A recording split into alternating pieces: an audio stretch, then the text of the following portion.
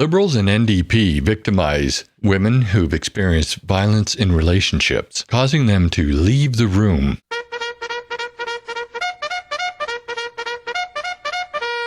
Hello everybody, welcome to my channel. I hope you're having a great day. On the 31st, 2 days ago, by the time you're seeing this video, there was a committee hearing in Ottawa on the status of women. At that committee hearing, which was an emergency meeting called specifically to hear testimony from female victims of violence as a result of new statistics that were released by Stats Canada, saying that intimate partner violence is up 75%. At this hearing, two of the witnesses were able to give their opening statements. Fortunate to be here today. I'm supposed to be dead. On July 31st, 2021, exactly 3 years ago today, I sent the two-word WhatsApp message, "Please help," to a friend who thankfully believed me. My ex was beating me. All 6'3", approximately 250 pounds of him, because he couldn't find his car keys. And after all that, guess what your criminal and justice system gave me?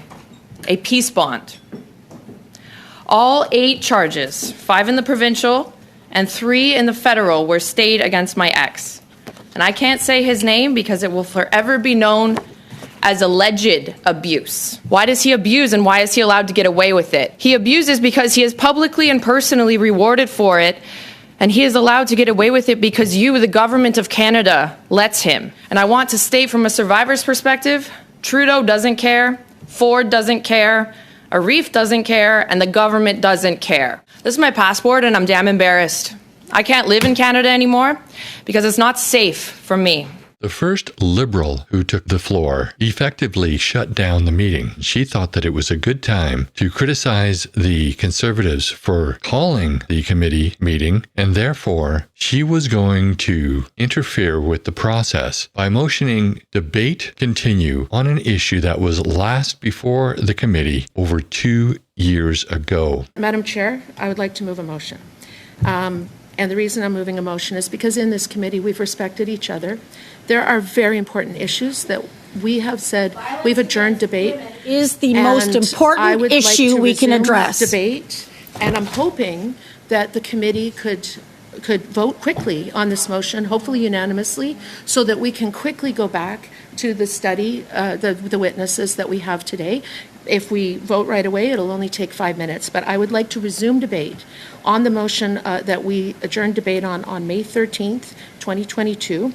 And the motion reads that the Standing Committee on the Status of Women report to the House that A, access and availability to reproductive health services, no matter where one lives in Canada, including safe and legal abortion, is a charter right and is ensured under the Canada Health Act.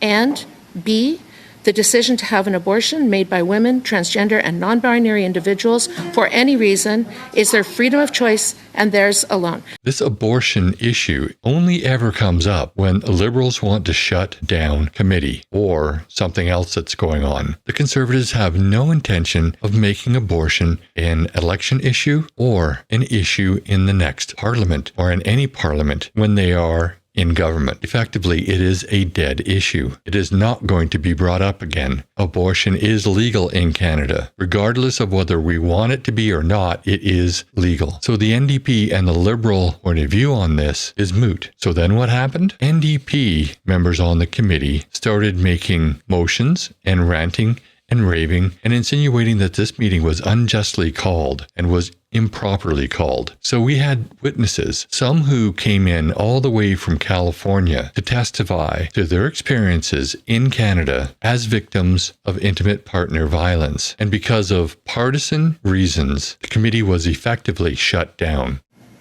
I'm really disgusted in this whole day, and I want to apologize to the two witnesses for coming all this distance to help us solve a problem that women in this country are being killed and the other parties don't care. I'm disgusted. We need to be talking about this issue so that we can stop. On women. All of my years in advocating for women. We are leaving. We will not ever have... Madam Chair, or sorry, I think what we've done today is re-victimize these poor young women that came here to speak not just on their behalf, She named multiple victims in her testimony.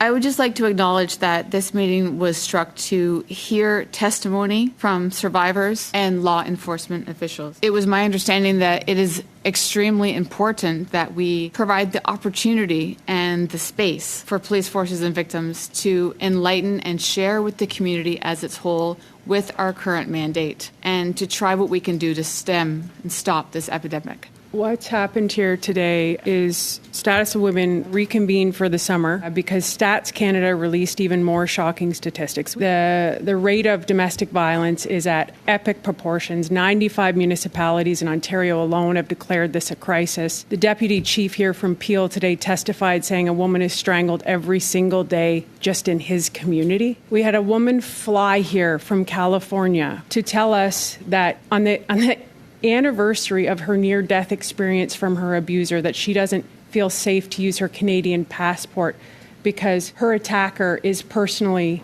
rewarded for being an abuser under our Canadian federal laws. The witnesses have left in tears. And so what happened?